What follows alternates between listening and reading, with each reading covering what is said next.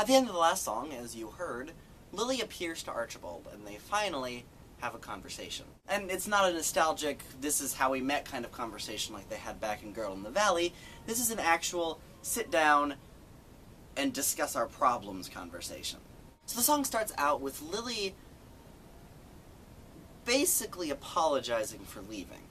But, as the title of the song points out, there's no way that she could have known. So she's also very gently reprimanding Archibald for blaming her in the first place. And like with the last song, I also think that a lot of this is Lily letting Archibald know that there's also nothing wrong with him falling in love with her.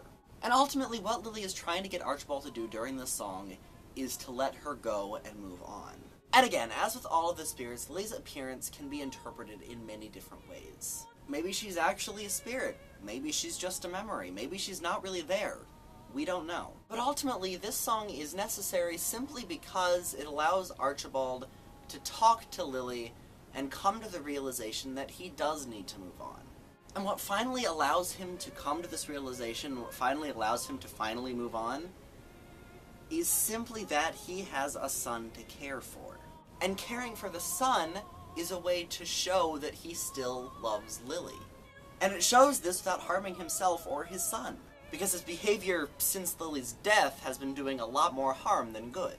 One of the things that I really like about this song is that it uses a musical section from Girl in the Valley, where we have Archibald starting to ask the same questions that were asked during that song, but being interrupted by Lily as she answers them.